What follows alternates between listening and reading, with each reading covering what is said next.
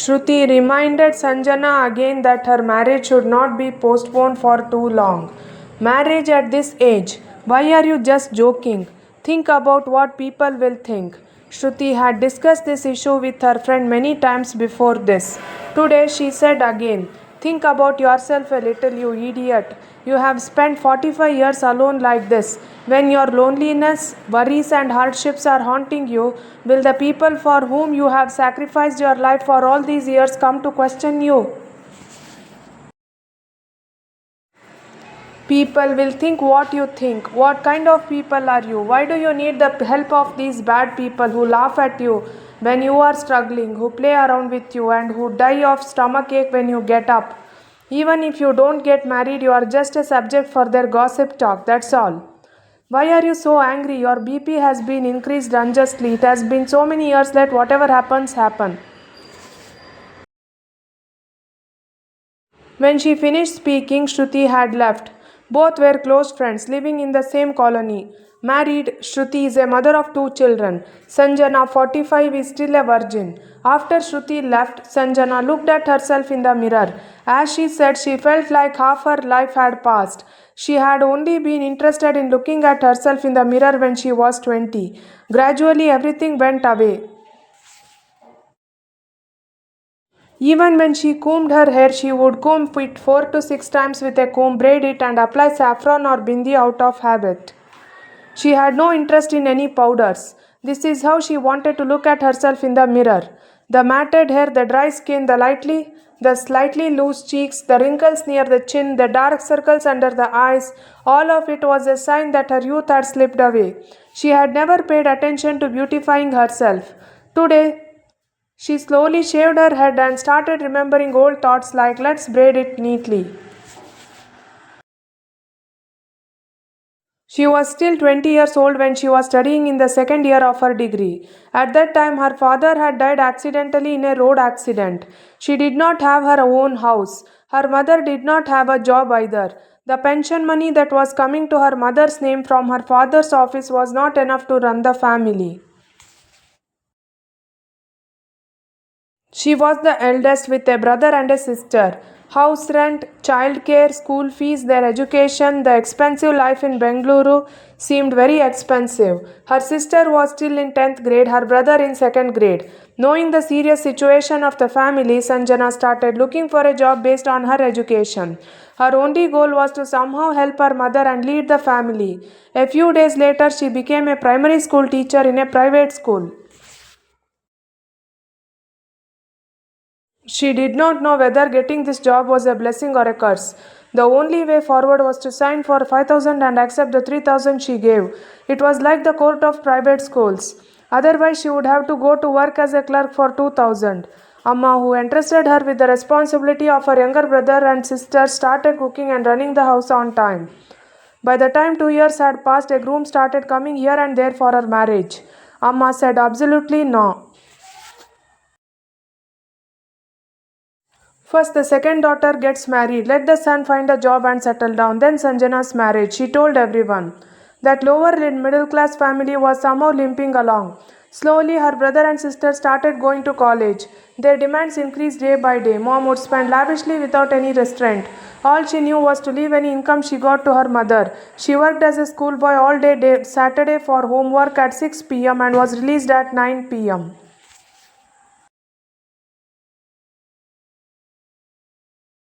The 1 or 2,000 she earned was her livelihood at the end of the month. She started working at the age of 20, but her youth was ruined in a few years. She put on glasses for her job and worked as a schoolboy. Her mother had always taught her, what can I do, ma'am?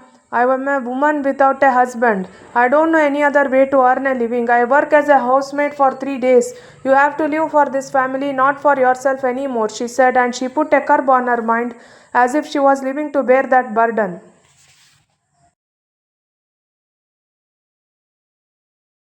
Needs make a person selfish.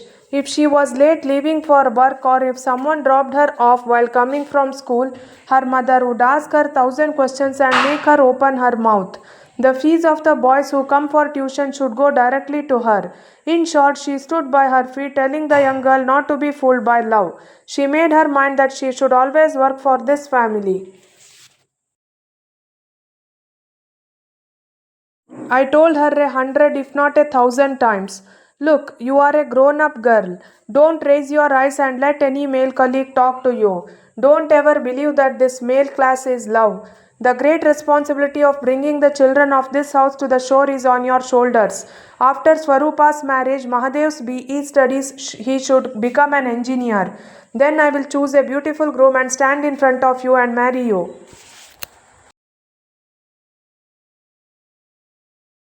Look, I am a tree that will fall and go. As long as I live, I will take care of all of you as a tree that provides shade. If you love someone and go beyond my words and get married, my children and I will immediately swallow sleeping pills and go away from this world. It's up to you whether you feed us with milk or water. Sanjana worked with a mask on her nose, not telling a single word. Her daily breakfast was leftovers from the previous night, a quick snack. If she took a can of chitrana for yogurt for lunch, her mother's water coffee when she got home in the evening was her only food. If she ate rice and soup at night and went to bed, she would have to get up early the next morning to correct the children's homework. Saroja would not let her daughter do any housework. She would always be praised verbally, saying that she would earn enough money for her schoolwork and tuitions. She, the breadwinner of the household, promised her mother that she would never get married until she had brought up her younger brothers and sisters. By the time Sanjana turned 30, her younger sister Swarupa got married to a very good groom. She took out a loan from school and had a simple wedding to secure it. My eldest daughter is the foundation of the house. If she doesn't stand firm, we will all be like Gangamma. They would sing and praise her in front of those who came and lead the chariot of the family of Saroja. Swarupa did not want to go to work. She did not pass her degree. No prince she wanted could come and take her in a chariot. She left this house as another middle class elder daughter in law.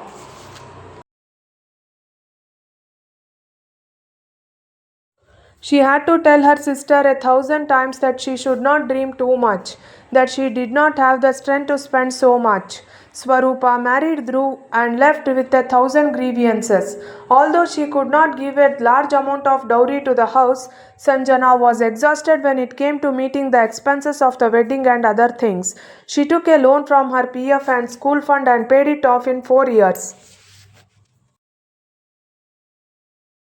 Even then, Sanjana kept getting a groom here and there. Saroja, who had no other thoughts until her son completed his education, they were transporting the people who came. In the meantime, the naming of Swarupa's baby was happening amidst all the debts of her elder sister. Saroja insisted that the elder daughter's marriage would take place only after her son brought her salary.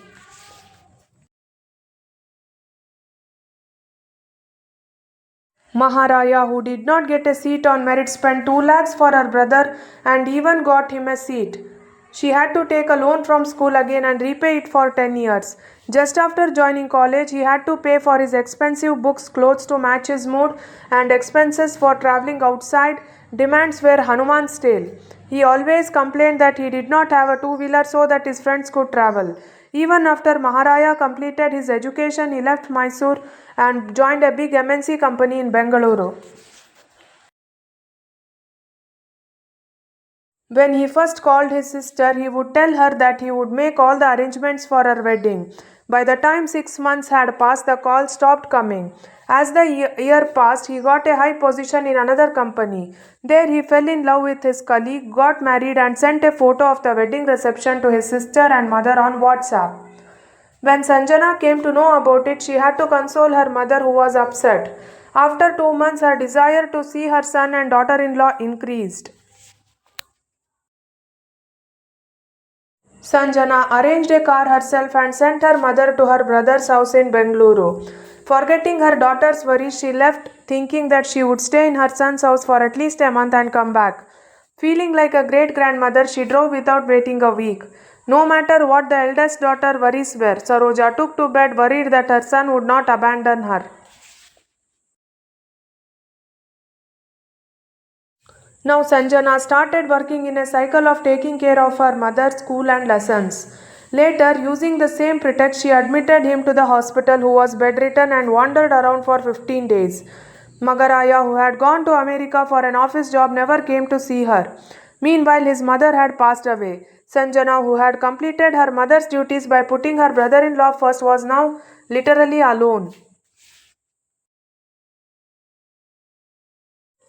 Her brother, who had sent his wife home for childbirth, came in the morning, looked after her sister, finished lunch, washed his hands, and left for Bengaluru again. Her sister was absorbed in her family while her brother was busy with his family in Bengaluru. Who needs this old sister now? Sanjana, who was now 40 plus, had become herself and remained like that, thinking that her mechanical life had become hers. In her deserted life, the only person who supported her and comforted her was her friend Shruti. She had supported her in all her hardships and said, I am here for you. Now that her sister has earned a lot without any responsibility and is happy, her brother will definitely forget to take a loan of 50 or 60,000 and return it when she needs it. She is the only one who has it. Who should she do it to? Their attitude was to let their children do whatever they wanted. Whenever their phone calls came, it was as if they were demanding something from her. Shruti would often remind herself and say, Okay, all your responsibilities are gone. Get married again. Sanjana would answer with a smile, What kind of marriage is this at this age? Who should come forward to marry me at 45? What would people say? Don't you laugh with your younger siblings and children? She would say. Enough of your speech. Find a way to live again. Who cares about you, sister? Sister is an ATM machine. She should be giving money to the raft whenever she asks.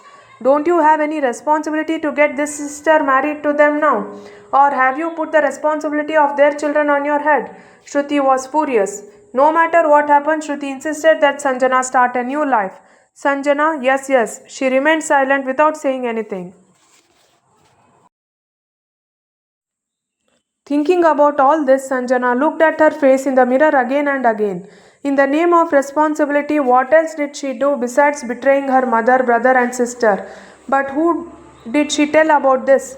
Since she had an income, she somehow spent time in the same sheet house from then until now. Feeling very bored, she left for the temple that evening.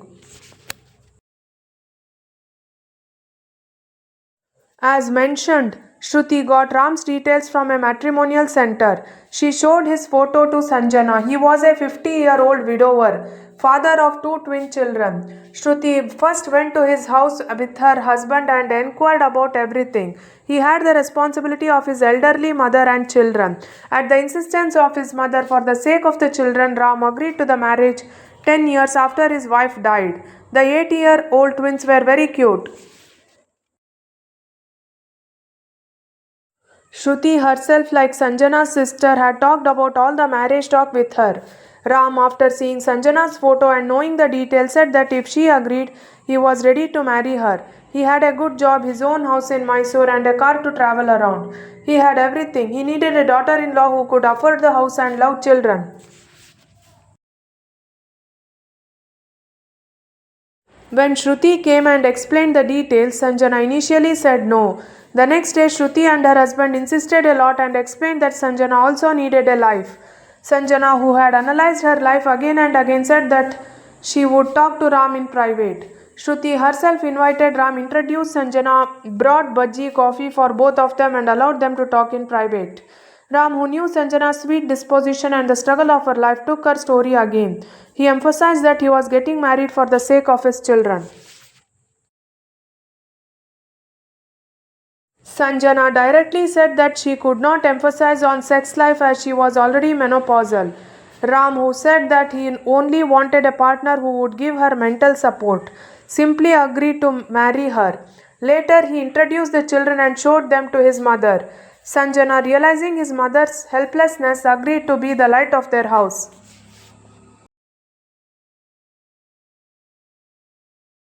Hearing the news of her sister's marriage, her brother and sister were shocked. What kind of marriage at this age? If she wanted support, they insisted that she adopt children. She insisted that what she needed now was not support but a partner to lead her life. Sanjana, who had lost the fight for life and was exhausted, had decided to live on. I also want to live. They bowed their heads before her wish.